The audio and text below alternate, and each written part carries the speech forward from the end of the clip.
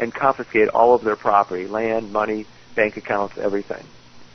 Now, fast forward to 1933, when Roosevelt wanted to confiscate the gold of everybody in the United States.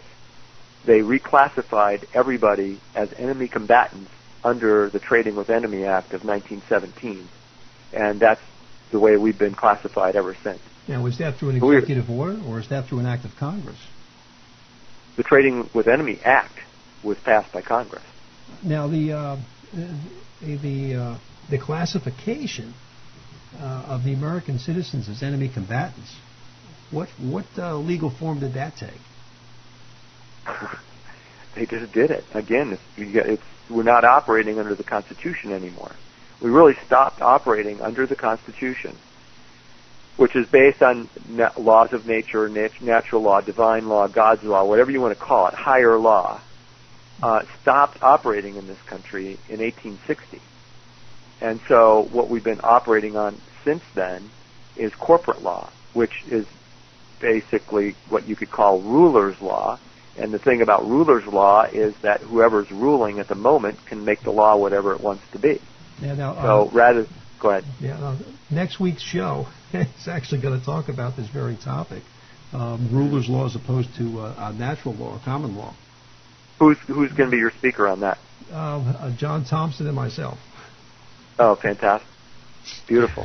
Well, that's exactly what this is all about. And ruler's law, you can do that. It's under corporate law. That's what we're operating under. And so it's pretty clear that we are operating under this kind of situation.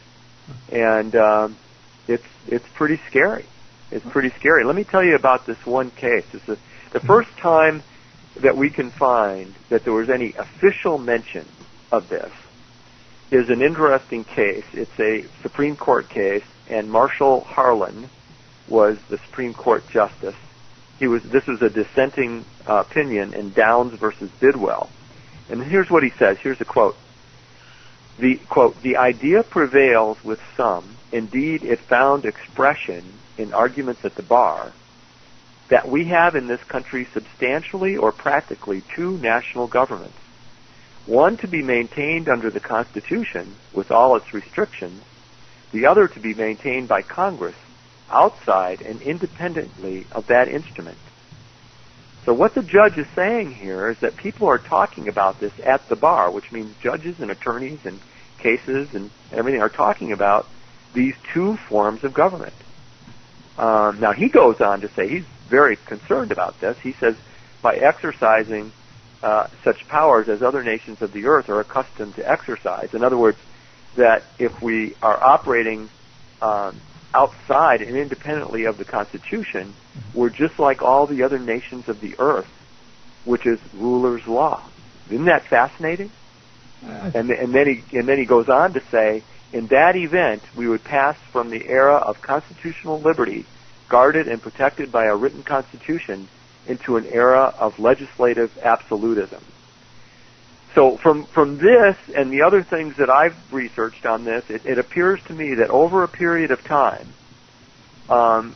it didn't happen immediately, but this corporate law and corporate government, corporate entity, eventually just took over everything, all aspects of our justice system and our government and everything else. We've heard over the past, many people bring up the points of fringe on a flag, of law of the sea, admiralty law, and the capitalization of the letters of our nation, the United States of America, and the different spellings thereof, capitalizations. And that these are all tied together in some way, but at no point has anyone tied it all together into a cohesive... I really believe that they have here. And I think if people go to that website, republicoftheunitedstates.org, and they read the history of it there, it does tie it all together. And, there are people in the Republic that I always want to know, especially since I'm speaking all over the country on this and on a lot of radio shows and things that, I really want to go deeper into it myself. So I've been reading some very interesting things, and it's not easy because look, you can imagine that they don't want to make it easy, just like the tax code. They don't want to make it easy for people to figure out what a scam it is. And so it's not easy to put all this together, but I think they've done a pretty good job here on that website. And it's also, in 1933 there was another bankruptcy. And in 33, Roosevelt also passed another War Powers Act, Emergency Act. That one I know for sure has never been shut off. And there's 3 others. One was under Nixon. And so we have about 4 different war power emergency acts that are still active today, which allows these presidents that we elect to be virtual dictators. So it's really serious. I mean, you can imagine, why wasn't there a sunset on these things? There should be a sunset, like 1 or 2 years at the most, on these national emergencies, but they're not, and they're renewed every year. There's actually a Senate report out, a Senate's own investigation on that, and it proved that 4 of these emergency acts are still in place. Now it gets even more interesting. In 1944, the Bretton Woods Agreement, Washington, D.C. was deeded to the International Monetary Fund. So here's where the international bankers really start to completely own us. So D.C. was deeded to the International Washington, Monetary D.C. That corporation. The corporation. The corporation, Washington, the District of Columbia, was deeded to the International Monetary Fund, which appears to mean that literally our whole government was deeded to the International Monetary Fund. And then this next slide here says Congress, the IRS, and the President work for the International Monetary Fund. The IRS is not a U.S. government agency; it's an agency of the International Monetary Fund.